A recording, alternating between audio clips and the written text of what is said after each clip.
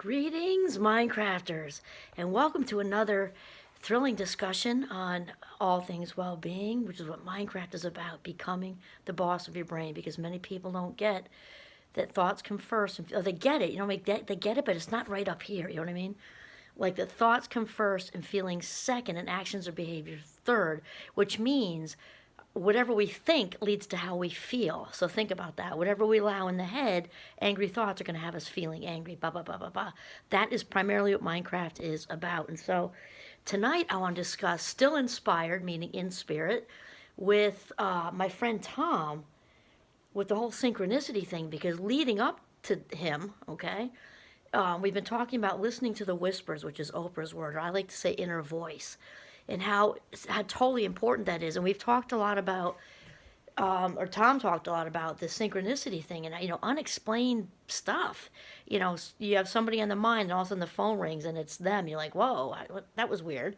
Having things lead up to getting that ideal job for you. And then you look back, you're like, wow, connect the dots with that. That was like mysterious and things like that. So also, you get your nose again. Because we heat with wood and it's a little bit dry. Anyway, and it's also the tundra again tonight. So, yep, Northern Vermont's not for wimps. Okay, and Tom was also in his podcast. Hopefully you had a chance to listen to that. I'll put it on the link or underneath on this too. It was one of the best ones I've ever done, actually, which is a big statement. I've done a lot of interviewing of people, and he was definitely in the top few that I've ever done. Just so good. Anyway, so sadly, the opposite is true, which Oprah also talks about too, because when we don't listen to the whispers. So the whispers can be, eating really badly, maybe smoking. I'm not judging, by the way, because we're all doing those things for a reason to try to bring ourselves down. It's not the healthiest, but I'm not judging. It's just for the sake of example. So eating really badly, smoking and drinking, and not getting exercise, and then we get a little bit of a pain maybe here. We go to the doctor, and the blood levels are up high, and then we kind of ignore. We're not walking. We're sitting on the couch, and then lots of whispers. And friends may be saying, "Hey, let's go for a walk. Let's do this. Let's do that." Or, just because I love you, how about giving up the smoking? And whispers, whispers. And then what happens when we don't listen to those? It's like bang, life-changing, heart attack, and then all that stuff is forced. Exercising, eating better, stopping smoking, stopping drinking so much, or whatever. That's all forced upon us when we didn't listen to the whispers. And that's kind of like a dramatic example, right? And so that can be also, well, that's also positive because if it turns your life around, I guess. But I'd rather not have the whisper turn into a brick wall like that, or a brick. I think Oprah says brick. For me, I usually say, we're right on the same page, Oprah and I. We're very good friends. She just isn't aware yet, but it's okay. We're going to meet eventually. So she talks about the whisper turning into a brick. I've always talked about it being like a neon sign in Vegas, but I like her, with the life lessons, because life gives us quizzes, and sometimes they're final exams. Until we get it, we don't advance. Like we advance from 5th grade to 6th grade. If we don't get the lesson, we don't advance.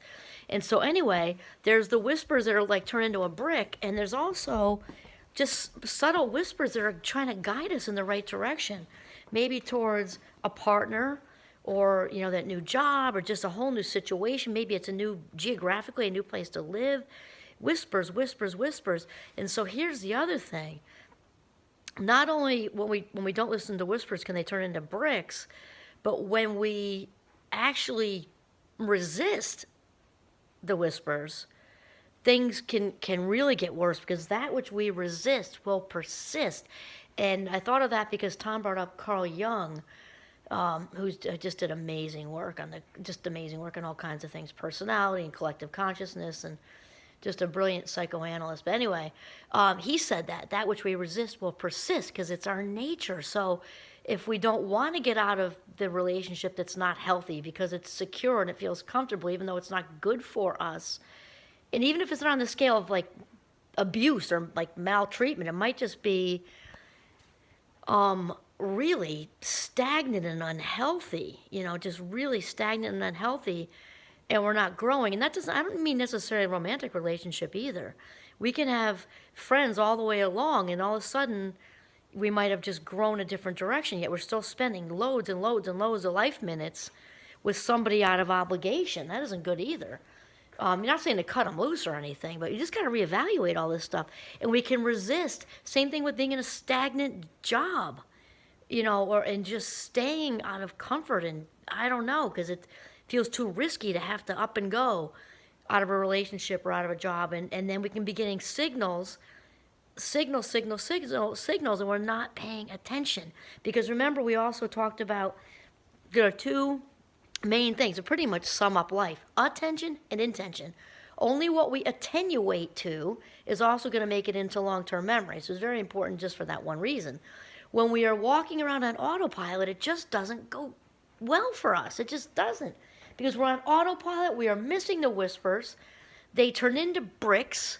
We then don't land with the right person, right job, right house, whatever, because we're not listening.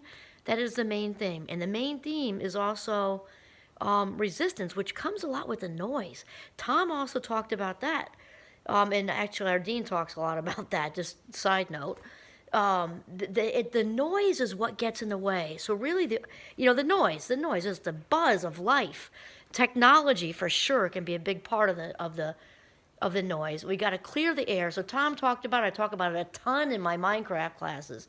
The only way to be able to hear those whispers, prevent them from turning into bricks, which then reduces our resistance and opens us up to all the abundance that the infinite abundance the universe has to offer, is to pay attention. When we're on autopilot, we are missing life, to be honest with you, missing life. Living deliberately has to do with paying attention. Then, after we sort of get that down, we're paying attention in the moment on purpose, then we set an intention, attention and intention. Every day of my life, I do this. So after I do my gratitude journal thing, I remember I do that right in the house with my hot tea, and then I told you, I think that I wait to say the intention in the Jeep because I'm totally alone. I say it right out there.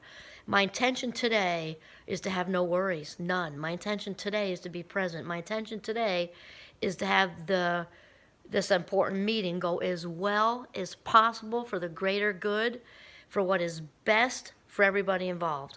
My intention today is to enjoy my young adult at lunch for her birthday yesterday, and just be 100% emotionally available and just enjoy lunch. That's my intention.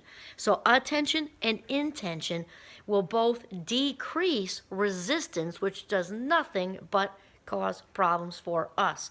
And so Tom was talking about the green lights, right? Hopefully you heard that, the green lights. So it's kind of like when things just fall in place, like there's the relationship thing. The house we're in right now, I told you about that. It fell into place so quickly, so easily. You just know it's meant to happen. Well, when we resist, it's a bunch of red lights and we're not paying attention. There might have been one cue after the other to not stay in that relationship. Maybe it's just starting out. There's like red flag here, red flag there, which is red light, stop. We're ignoring them because we're just not paying attention. We're ignoring them, and then we ignore enough red lights and it just explodes, kind of like running through one. So that would be the opposite of what Tom was talking about with the green lights, because we all know what it feels like when stuff just falls into place. It just falls into place. And people will say, well, that was meant to be. Well, yeah, it was. And because we have free choice in this life, we can ignore, the whispers and the green lights that the universe, God, source, whomever, however you define that, we can ignore those, and we can also ignore the red lights, which cause nothing but problems for us. Okay, there we go. That which we resist will persist. This is Kimberly Quinn signing off from being right next to my wood stove because it's warm here for Northern Vermont. Have a mindful day.